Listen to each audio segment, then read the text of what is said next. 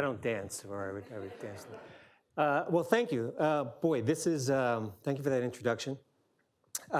This is a treat for me in a number of very uncanny ways, some of which you just heard. But every time I speak to a group, I try and play that sort of 6 degrees of separation. What's the connection between either the people, the place, or even the product? And in this case, it's a triple header. Connection to Detroit, actually. The formative part of my career began with the automotive industry, and I spent a good amount of time traveling from Los Angeles to Detroit, Troy, actually, up the road a few clicks, working for a company called Sandy Corporation, and that's how I got introduced to the automotive industry and how I got introduced to a company that you just heard about called Toyota, which I'll say more about in just a moment. So that's connection number one to the place. To Shibumi, you just heard that connection, and it was, I'll never forget sitting in a conference room in Thousand Oaks, California at a biotech company called Amgen, and I had introduced them to a sort of high impact, low weight kind of way to do transformative innovation. We're in a conference room trying to figure out how to track all of these internal startup ideas, and they say, well, we just got done this big transformation, and we use a software called Shibumi. And I did a double take. I was like, excuse, what? Shibumi. I go, okay, that's just really weird. Because I wrote this book called The Shibumi Strategy, and who else knows what that word means? And so there's all these weird connections. So I love to play that game, and this is by far the best game I've ever played. So I'm super happy to be here. I do want to make a couple of points to sort of set the table before I get into what I really want to talk about today. One is just a pro tip on speaking. If you ever find yourself in front of an audience where the only exit is in your direction, 3 things become very important: levity, brevity, and repetition. So let me say that again. No, you will hear me use words like acceleration and alignment over and over and over again today, in keeping with what I want to talk about. Apologies for changing the title slightly from what you see on the board or any printed material. As a writer, I reserve the right to make those last-minute changes. I wanted to be a little bit more proactive. I think it was originally called Minding the Gap. We're going to talk about closing the gap and the transformative power of accelerating outcomes, business outcomes. I'm going to talk about why that's so important, but I do practice what I preach. And I've learned over time that business audiences like yourself really are looking for probably 3 or 4 outcomes from the time that you sit in a chair listening to a guy like me. First, you want some compelling stories. You want to hear some compelling stories that are relevant to your world, to your work, your life, your role in life. You want to be inspired for new thinking, right? So provoke new thought. The other is to some practical takeaways, something that I can actually use. Yeah, it's great to come out all fired up, motivated, and then, oh boy, I'm going to go back to work and it's same old, same old. So I'm going to practice what I preach in terms of those outcomes. I'm going to try and deliver those. And if I do my job right, I will take you from sort of the balcony level, higher altitudes, down to what they call here in Detroit in the automotive industry as headlight level. So actually give you a practical tool for doing exactly what you see here, which is closing the value gap. Now, I am in the transformation business. As you heard, I work with and for a private equity firm, distinguished, I think, by the fact that a significant part of the firm is an advisory group. And that advisory group is where I work. And our entire job in life is to transform the companies that the investment side of the house seeds with capital and scale them up. So whether it's a startup moving to a scale-up or a scale-up moving to a grown-up, that's what we do. And what makes us different is that we're all former operators. Okay, so we've all had kind of the roles, whether it's the transformation role itself, whether it's marketing, sales, customer success. So every role that you might hold in your organization that you try and scale up or grow, even if it's an internal business unit, there is an advisor to help you. And so what I want to talk about today is one part of that transformation role that I have and lead you through something that I believe you can take away with and use. And you'll let me know at the end if I do my job right, okay? So where to begin? I have a perspective, a point of view that I need to make clear, and that is one of subtraction.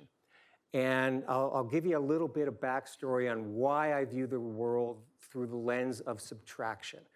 And I'm going to start with a number. Now, I don't know what this number means to you, but most people, when you see the number 1 million, what do you think of? Money, right? And that's fair. Well, this is the number that hit me as I began working with a company called Toyota at the turn of the century. So I've been in this transformation business ever since the turn of the century, really, first with Toyota for almost a decade, which takes an evolutionary approach to transformation.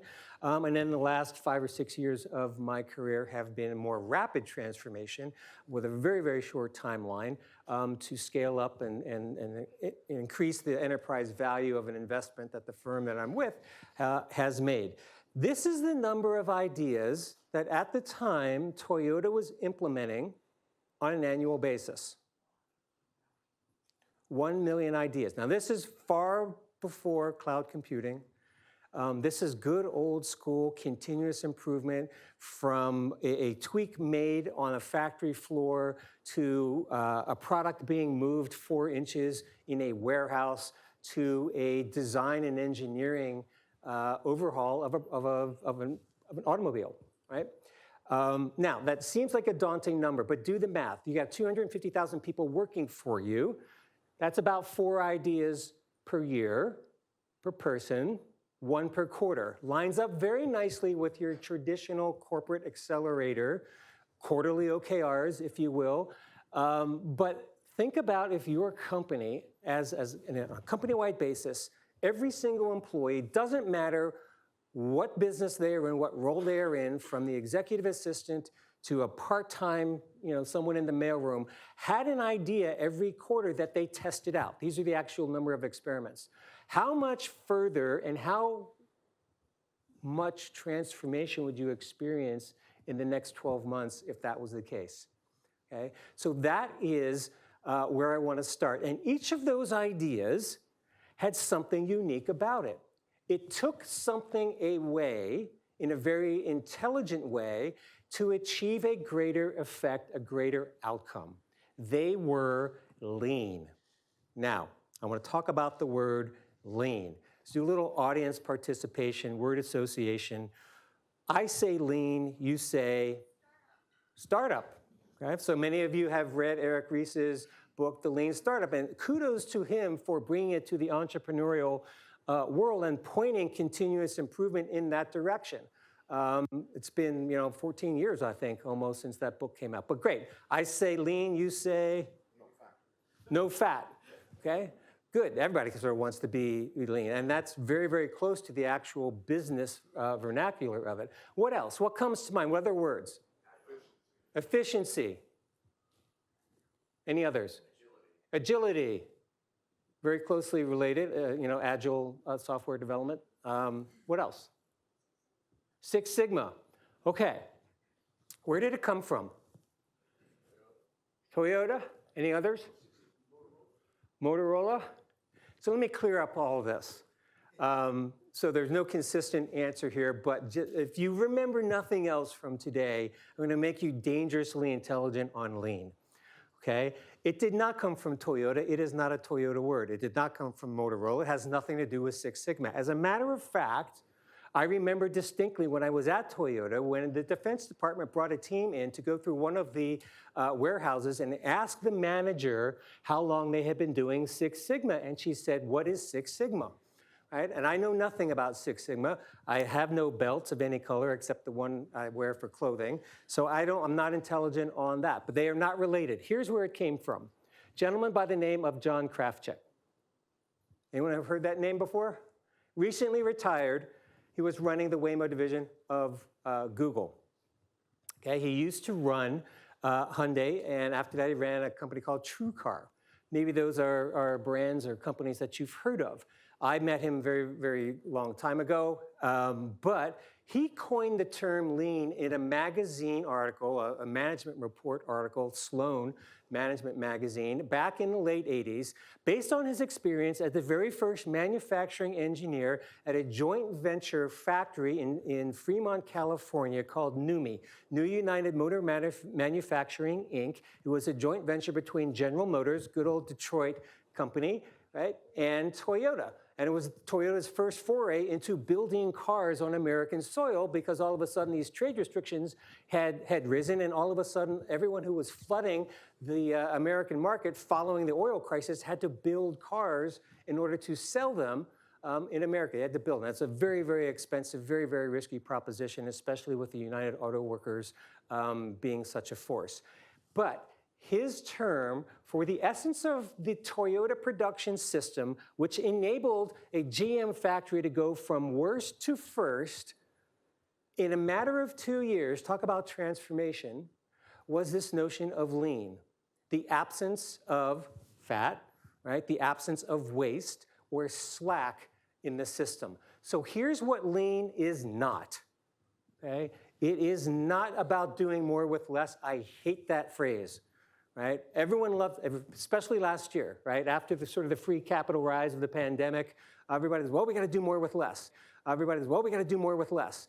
Think about that for a moment. If you substitute the word do with the word work, which is exactly what they're talking about when they say that, right? Work more with less. How many of you would raise your hand to sign up for that, right? No one wants to do that.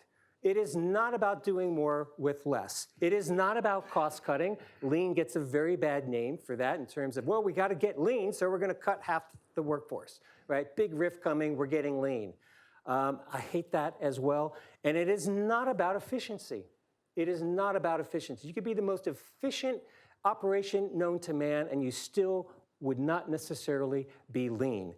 It is about less is more. It's about maximum effect through minimum means, doing less to achieve more, which is it may just be a word play, but it isn't. It's a complete mindset. Took me a while to get it at Toyota. I'm rather slow that way. It's about waste cutting, and it's about effectiveness. And the difference between efficiency and effectiveness, if you don't know the difference, efficiency is about doing the work right. Effectiveness is about doing the right work. And here's the thing, almost all waste in any kind of operation comes from doing the wrong work. What's the wrong work? The wrong work is doing something the customer would not pay for if it was an actual item that they had to plop down money for, okay?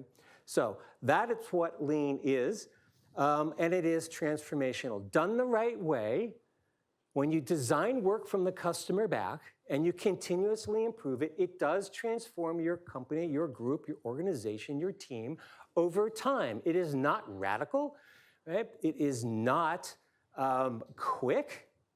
However, lean as a concept, even though it wasn't called that, actually helped us transform all of our factories in World War II here in the United States very, very quickly, and continuous improvement had everything to do with our ability to actually support the war effort in the European front.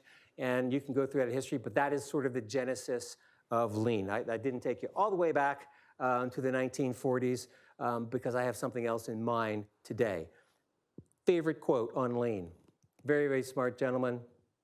It's been 30 years since he uttered this, but there's nothing so useless as doing efficiency, that which should not be done at all. What is he talking about? He's talking about waste. It's funny, anyone play tennis in here? Any tennis players? No? I'm a tennis player, and I was watching the Madrid Open, big tennis tournament, and this tennis player, won't name a name, but she had the most beautiful motion, serving motion, super efficient. I mean, no wasted motion anywhere, but guess what? The damn ball wouldn't go in the court, right? It wasn't effective.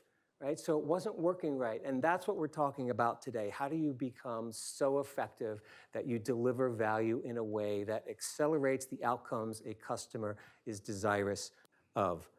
So from the mouth of the engineer that invented the Toyota production system, Taiichi Ono. Think about this, and this is kind of the dirty little secret of Toyota. Everyone writes books about Toyota and they talk about manufacturing or they talk about durability or quality. Here's the secret. It was always about order to cash, and getting rid of anything that somehow extends that timeline, right? So that's it. That's all lean really is. That's all the Toyota production system really is. That's what operational excellence in many ways is based on. Think about the customer, think about what they're ordering and how quickly we can get it to them. And anything that impedes that free flow of value, we want to remove, and gets me back to my mindset around subtraction.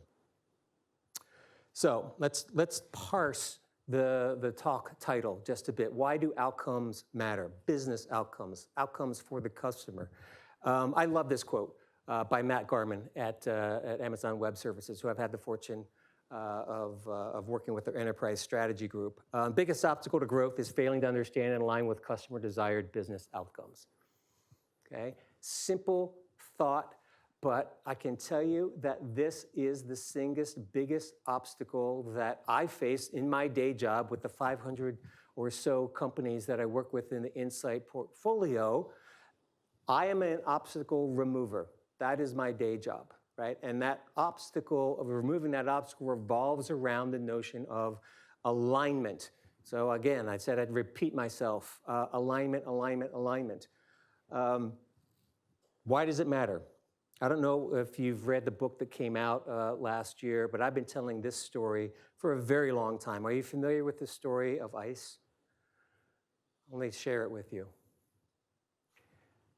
ICE 1.0, late 1800s, through most of the 1800s, the way that anyone would get ICE would be that, Bubba and Junior would go out and, you'd have to live somewhere like, Detroit that had frozen ponds and lakes, and you'd go out in the wintertime with a big saw, a horse-drawn carriage, and you'd cut big blocks of ice, and you would deliver them to those that could afford ice, and not everyone could, right?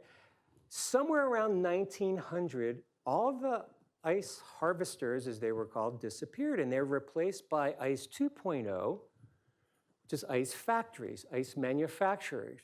Now you didn't necessarily have to live somewhere where it's freezing cold in the winter, because a factory could, propagate be in Arizona, right? And you could get ice in the heat of the summer, right? So now, somewhere around 1925, all of the ice factories disappeared almost overnight, replaced by the personal chiller, the PC, the refrigerator. Okay, which everyone pretty much has now and is familiar with. Here's the thing that I find fascinating. None of the harvesters became factories. No one in that business made the leap or the jump to a factory. None of the factories became refrigerator manufacturers. They just simply went out of business. Why is that? Well, one explanation might be that they were not thinking about their business from the point of view of the customer. Because what was the job the customer was really trying to get done with ice? Keep things cold. Why? So it wouldn't go bad, right? It was keep my perishables fresh. That was the job that ice was doing, right? If you think about your role or your business as well, in the wintertime, I go out and cut big blocks of ice and just deliver it to people who want it. Or my business is I make ice. Or my business is I make refrigerators. You're not thinking about business in a way that's transformative, and you're likely not going to make any kind of innovation leap, technology or otherwise, when that inflection point comes. So the way I like to think about value is two gears. Okay, whether it's a gear in your automobile, if you have a Tesla, you don't have gears, so in your watch or something like that, and those gears need to be aligned. right? And oftentimes there's a gap between the definition of value, and by the way, there's only one entity that can truly define value. I've already said it. Who is that? The customer. Like it or not, your best value proposition may or may not be the way they think about value. And that's a hard thing to understand. But value defined and value delivered are the gears, and there's a gap there oftentimes. And my day job is helping companies close that gap and realign so that there is no friction. Even if they are matched up, sometimes there is friction in those gears. So how do you lubricate that? So that's the rest of my talk, is talking about sort of accelerating value by closing that value gap. Now, you see the background there, Mind the Gap. If you've ever been in the UK, taking a tube, you know they beat you over the head over minding the gap, right? Mind the gap, mind the gap, mind the gap. Okay? So that was the original title of the talk, so I changed it to closing that gap. So let's talk about that, defining value. This made my life miserable for the first 4 years of the 8.5 years I spent with Toyota because I couldn't wrap my head around it. But this was the informal internal mantra at Toyota saying people don't want our products and services. They want solutions. Simple is better, elegant is better still. So let me take that apart and I'll tell you why it drove me crazy. First of all, no one bothered to define for me, and I could find it in no corporate literature anywhere, the definition of elegant. No one, I looked in the dictionary doesn't help. If you look up elegant in the dictionary, it gives you some circular definition, something that is clever, marked by concision as in an elegant solution. That just doesn't help, right? Interesting enough, that was the title of my first book, The Elegant Solution. But I was able to figure out for myself what elegance wasn't. And it wasn't anything that was confusing, excessive, wasteful, anything that was unnatural, hazardous, hard to use, or even ugly, kind of like this, right? Certainly the antithesis of anything that we would call elegant. Perhaps you've seen that if you've visited European countries, you've seen something like that. It's completely confusing, at least to someone like me. But I learned what elegance was, and I had to come up with my own definition of elegance, which you've actually already heard, which is sort of like super lean, which is maximum effect, minimum means. Maximum effect, minimum means. That's what elegance means to me. Now, the first part of that statement about people don't want our products and services, I'm like, what are you talking about? Toyota's about to become the biggest car company in the world. They're about to surpass good old General Motors. What do you mean? You're hiring 7,000 new engineers and designers in the next 5 years, and you're telling me people don't want your products and services? What are you smoking? Right? It just didn't make sense to me. And then I did a little bit of digging, as I am wont to do. I'm like trying to get to the bottom of this, because if you ever worked the Asian mindset is completely different than the Western mindset. And I really struggled with that culture a lot because they're not as transparent as we are. You sit in a meeting with a bunch of folks from Toyota from Japan, and you leave that meeting going, God, what did we talk about? I just don't understand, because they think differently. They're much more, and I know I'm stereotyping here, but they're much more at ease and comfortable with absence, gaps, silence even, and a lot can be spoken in silence. So sort of going off on a tangent there, but my digging took me back to this quote, and perhaps you've heard this or some version of this, right? Last year, this is from an almost 100-year-old ad. Last year, 1 million quarter-inch drills were sold, not because people wanted quarter-inch drills, but because they wanted quarter-inch holes. It was attributed to Leo McGivney. If you go back in time, it was actually from a Providence life insurance advertisement in a magazine, Somerset News, I think. But you've heard this before, right? And what happens is that we don't pay attention to the thought behind this, because if you think about it, we're kind of all in this business, right? We do a really good job of selling, well, we've got the best drill, right? Our drill is faster, it's stronger, it's more durable. We completely forget about the hole, right? We just don't think about that, but that's the job the customer is trying to get done. And the whole notion of a job to be done was introduced by Clayton Christensen in an article. Interestingly enough, he wrote it with Scott Cook, the founder of Intuit. and I'm sure you're probably familiar with those products, right? Quicken and QuickBooks. When people find themselves needing to get a job done, they essentially hire products to do that job for them. And the article was called Marketing Malpractice and sort of took to task how we segment our customers. And the fact that segments may not be the best way to think about serving a customer and providing value to them. The best way would be to figure out what is the job they're trying to get done. And he tells this story, and anyone familiar with the McDonald's milkshake story as told by Clayton Christensen? Anyone? All right, so there's a 7-minute Clayton Christensen on YouTube video, very, very dry delivery. Let me make it a little bit more exciting for you. McDonald's had come to his firm to ask him and his firm to help them with sales of milkshakes and to figure out why 2 particular times of the day milkshake sales skyrocketed. And if you're not familiar with the story, I'll get to the punchline here. One of those times was in the 6 to 7:30 a.m. time slot. Anyone here bought a McDonald's milkshake at that time slot? It's okay if you did. Maybe you could give us some insight, but that's the only thing they were buying. Not an Egg McMuffin, not any hash browns, just a McDonald's milkshake. And they tried to get to the bottom of that. And so they did these exit interviews, and they would ask the question, what job were you hiring the milkshake to do? Which is kind of a weird question to ask someone, especially at like 6:30 in the morning. Like, really?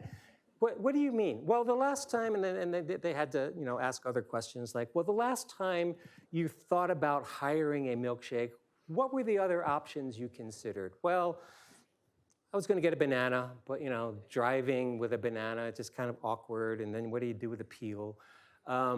Snickers bar, I love Snickers bar, but they're not really healthy for me. I could eat about 5. That's not good. Certainly not lean.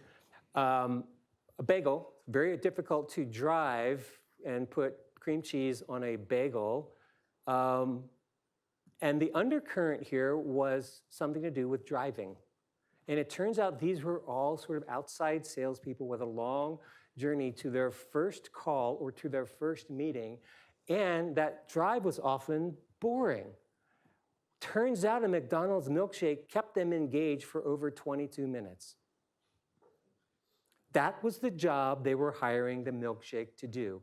The secondary job was to prevent them from being hungry when they got to their first meeting, and it would take them through lunch, up to lunchtime. Once you understand that the reason that they're hiring a milkshake or buying a milkshake is because it keeps them busy and engaged, an otherwise dreary, boring drive somewhere, now you can actually do something. And it actually opens up your total available market, your competitive set, because now you're not competing just with Wendy's milkshakes, you're competing with bananas and Snickers bars and bagels. So the notion of a job to be done is how we think about value defined. Quick tool here. The way that you construct a job to be done is in 2 parts. How many people here use something like, I don't know, you said Hoshin Conry, cascading goals? OKRs, objectives and key results, something like that in their business. Okay, and there's usually 2 parts to it, right? One is sort of directional, and then one is metric driven. Same thing here, same concept applies. So what's the customer's main objective? And what is the key result that that customer needs to achieve? And when I talk about customer, I am not talking about a monolithic view of the customer. I'm talking about a specific persona. Whether that's the economic buyer, maybe it's whoever, the head of the transformation office, or the end user. There are multiple customers in the room here, right? You're all customers, and we have a specific job that we're trying to get done. But here's a little rubric, a Mad Lib if you want. And by the way, all these slides will be made available to you, but you also have the hymnal, the book, that all this is taken from. So verb plus object plus circumstance equals main job, right? That's the job to be done, the main objective. Desired outcome, back to Matt Garman's quote, desired key result is a delta, measure, and a focus. So there's some examples here, and I won't read to adults. You can sort of get it. But that is the construct. And when you begin thinking this way, now you can begin thinking about all the various touch points that are involved in serving your customers and where friction and misalignment may occur because you're not focused on those jobs to be done. So let's move on to delivering value. I love this quote. We certainly live in a world right now, and thank you to the Amazons of the world. I mean, how many of you have woken up or it's gotten to, you get the 4 to 8 a.m. delivery of your stuff, right? My wife loves that, right? And how many of you have felt the stress of watching a streaming service other than Netflix where you can't get all of the episodes at once? You get kind of pissed off. Right? Well, you give me 3, Apple TV, you give me 3, and then you're gonna make a week, right? Thank you to those, Netflix and to Amazon for spoiling the whole notion of delivering value in the first place and the whole notion of wait, but waiting is the hardest part, right? So delivering value, time to value is paramount.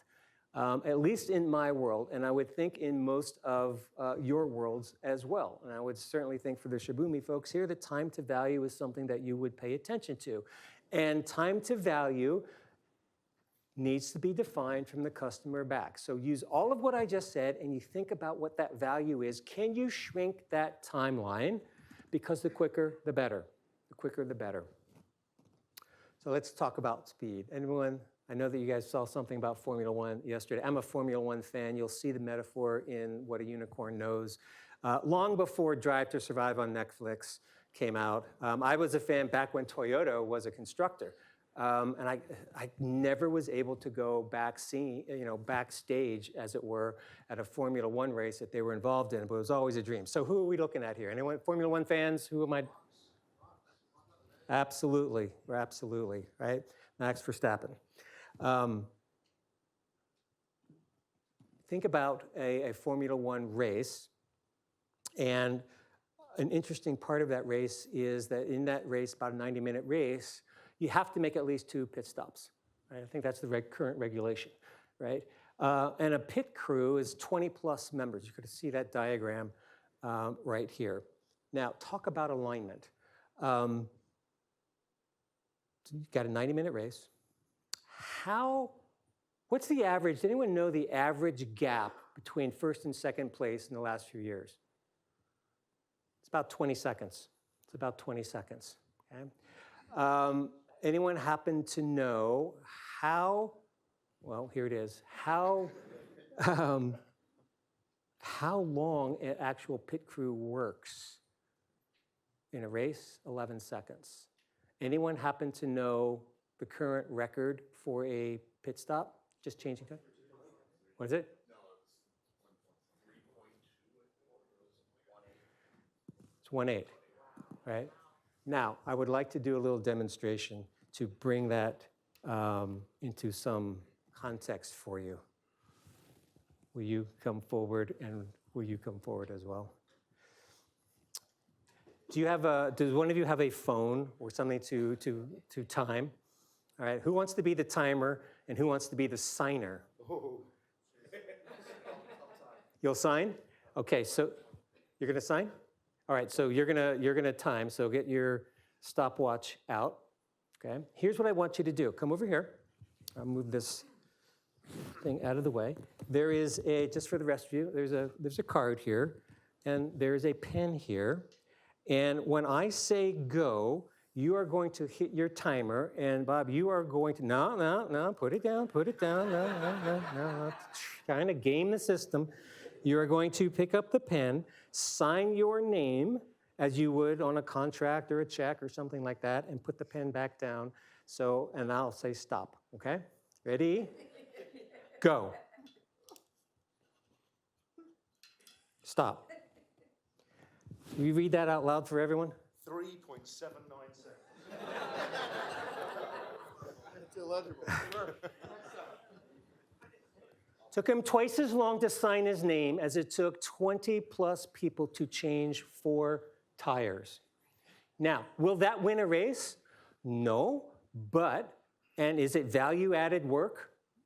It's valuable, but it is not what we would consider value-added work. It's actually waste. And so, of course, you try and reduce it to the best of your ability. But let me just show you.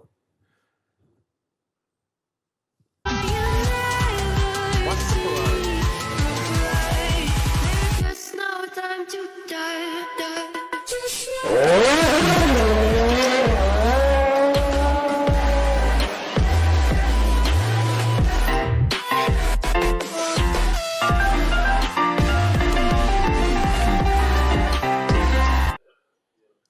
Any idea who won and who lost that race? Tried to get to the bottom of why that took so long. I'm pretty sure this is what they were doing just before the... So my point is that you don't get to 1.8 seconds with over 20 people involved in multiple activities and actually be able to transform your operation like that without alignment, right? How well, and they spend all the time practicing, you know, but it is non-value added work. It is considered waste, but it's become now valuable to the audience because we love watching the pit stops because they're just a feat of unbelievable shibumi, if you think about it. Okay, so I'm starting to drill down here. I love this quote. I don't know if you're familiar with Gainsight. They're a customer success software company. And thank you to Salesforce for mandating this thing that we call customer success. But they had a book out a few years ago, a little ebook called The 10 Laws of Customer Success. And they came out a couple years ago with a new one called The 10 New Laws of Customer Success. And I love this quote. But I know Nick Mehta, CEO, personally, it's no longer enough to have a customer journey. How many people here have a nicely well-designed customer journey map? It's okay. It's okay. Right? I'm in violent agreement with what he's saying here. You must simultaneously consider their most urgent needs, their long-term goals. That's the job to be done. A linear engagement model or customer journey from marketing to sales to renewals fails quickly. Most customer journey maps that I have seen, they look beautiful, they hang on a wall, but they are nothing if not misaligned to the actual customer experience and the job that they are trying to get done. They're not organized around that job. They're organized around a glorified sales funnel, which most customers just don't think that way. Think about yourself as a customer, whether it's a customer of Shibumi or just in your sort of B2C life, right? When's the last time you went out for a big purchase and you were talking about buying a new car or buying a TV or something, and the discussion over drinks was, well, I took this journey to buy a new Samsung TV. Tell me about that journey. We just don't think in terms like that. And I'm kind of violent in agreement with Gainsight on this. And I like to think about customer value mapping instead, a real-time way of understanding the customer's job to be done, their main objective, their key result, and everything that you do that touches that job and either speeds it up or somehow slows it down, and then crafting your transformation around any gaps that exist. Back to the title of my talk. So what you are looking at here is just a digital snapshot of the actual tool that I use, old school tool, as a printed canvas. It hangs on a wall, and a team works through it for a specific customer persona, specific user. Right? And let me just walk you through this very, very quickly. It is in the book. There's a link in the back in resources. You can download this. You can print it out if you want. It's a 5-foot long thing and use it as a workshop. Agenda's in the book. Or you can drop it into like a Miro or a mural, which is what we did during COVID, and use the digital version of this very, very easily. But let me walk you through this very, very quickly so that you understand the difference between how I think about customer value and customer value defined and delivered versus the traditional customer journey map, which honestly is usually dead on arrival because the market has moved on and the customer has moved on and the macroeconomic environment has moved on from the time you did all that wonderful research and design and you have this static thing. This is meant to be a real-time tool that constantly allows you to realign yourself with the job to be done. So the way that this works is that you are, again, focused on a specific customer. Across the top, you have 1 to 3 jobs, right? The main job. And you start with the biggest job, and there are always some supporting jobs that you have to think through. So you map those out first, so you work horizontally. When the group and the folks that you bring together are a cross-functional group, everyone that has the most knowledge about that particular customer type or persona, it's really great if you have the actual customer in the room. That's when this gets really fun, because they will correct you. The customer will correct what you think, because there's always a translation thing that happens from what you hear or see about a customer and what they actually think and do. And they will correct you. But once you get those jobs mapped, then you do a deep dive into each one of those jobs, mapping out the key touch points, the high points, the points of friction, what I call value gaps. That's when the customer is thinking about, this is so bad, I'd rather just go back to the way I was doing it before, right? They're about to churn. They're about to abandon your solution. And then, what are the underlying processes, the infrastructure, the stuff that the customer doesn't see that you're doing that either produces points of friction and slows things down, or gets to the point where they're about to pull their hair out and go somewhere else? And then what are your opportunities to improve? Are there playbooks that we could do? Could we do some process optimization? What are the ideas and actions aligned to those value gaps and points of friction? And at the end of the day, a one-day sprint, multiple teams working at the same time, you will emerge with a prioritized list of action items that can be your roadmap for transformation going forward. And all of that is done from the customer back. Amazon will thank you because they like to work backwards. Toyota will thank you because we call it market in, but always start with the customer, remove everything that gets in the way, as I mentioned before. But it's a very, very effective impact sprint. It is so lightweight, but so high impact that you need really nothing more than what I just told you to go through that exercise. And it is illuminating. I regularly have a head of marketing and a head of sales in the same room, and I can tell you that over 50% of the time, the marketing, the CMO will turn to whoever the revenue leader is, growth leader, and say, well, if that's what the customer is actually buying, I'm changing my website tomorrow. Back to the whole notion of aligning with customer desired business outcomes. Happens all the time. So just some checkpoints here. How well does your solution help customers achieve their desired business outcomes, right? Do you have a documented view of what your customer personas truly value? Again, not talking about a customer journey, we're talking about a value map. I used to call this value gap map. It's just subtraction, get rid of the word, don't need it. Do you believe your customers realize the value of your solution in the time that they should? Raise your hand if you've been dabbling with or actually formally using AI right now in your work. Okay, a lot of people. Keep your hand raised if you think it's so powerful that you are going to really, kind of explore it, deepen it, and use it as an integral part of your daily work. Great. Keep your hand raised if the results that you get from the prompts that you enter into whatever AI you are using took 3 days. That's my point.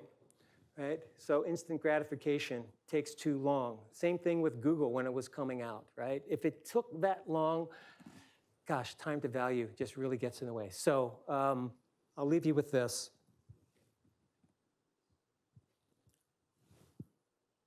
It's coming. I don't know why it's coming so slow. Talk about accelerating outcomes. The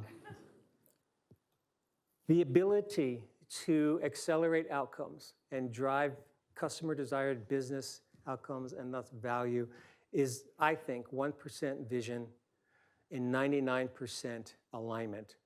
And let me just kind of test that out. Let's talk about, so I don't want to ignore vision here for a moment, and this may be slightly difficult, but can you stand up easily enough where you are in your seat? Just kind of stand up. You guys needed some exercise anyway, right? All right.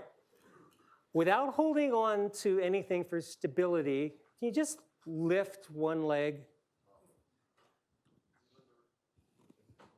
Pretty easy, right? But now you're out of alignment a little bit, you're out of balance, right? Anyone still doing it? Anyone? A few people, all right. Now, close your eyes and keep doing it. Boy, I wish I had a video of, this is what happens after the rooftop, no. All right, you can take your seat. So, vision is important, right? The lack of vision is more important. I'm gonna do one more exercise because I think I have a little bit of time here. Let's have, gosh, 1, 2, 3, 4, you guys right here. Like before this post, would you just come down here and just occupy this space? I know that you didn't expect audience participation, but I want to see if my final point here hits home. Just take any, occupy any space that you want.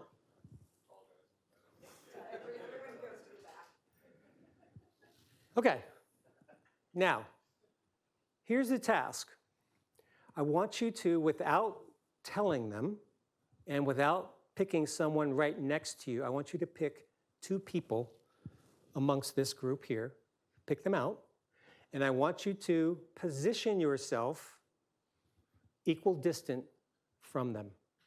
Okay, that doesn't mean necessarily in the middle, but let's just say that you are one person that I've picked and you are another person that I've picked. If I stand right here, I'm equal distant between you, okay? Don't tell them who they are, right? Don't tell them who they are, but just, when I say go, I want you to do it. How long do you think this is gonna take? How long? Let's see. You ready? Go.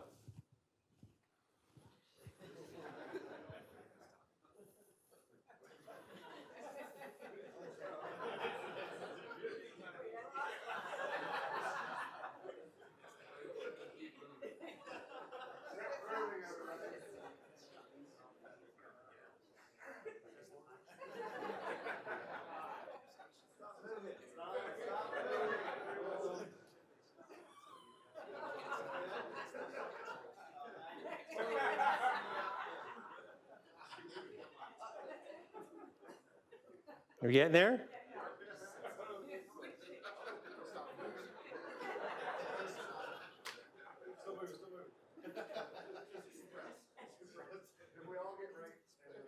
Boom. Okay.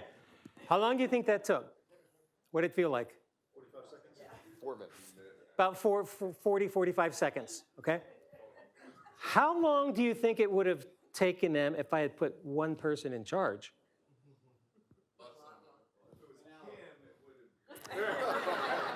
Go ahead, you guys can take your seats. I've done this exercise, we won't do it now, but it's usually 5 to 10x, right? You take one person to align that group takes almost 5 to 10 times as long. Takes them a few minutes, right?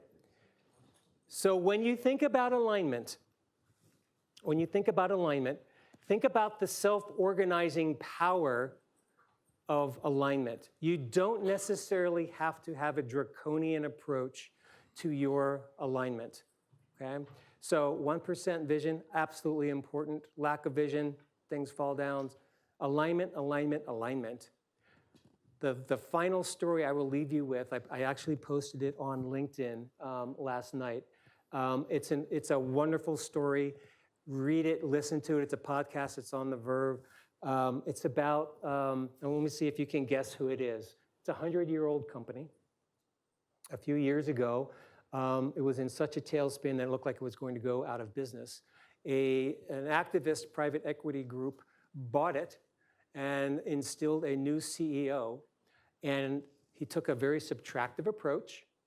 He decentralized a lot of things, took a lot of things away. It is on a growth curve now and will probably exit in the next few years as an enormously successful and profitable business from the depths of near death. Anyone happen to know who I might be talking about? Barnes & Noble. If you want to take a look at a good old-fashioned, old-school approach to transformation and how doing less and removing the right things in just the right way leads to absolutely amazing outcomes, read that story. Okay? Thank you very much. Been a wonderful audience, and I can answer any questions.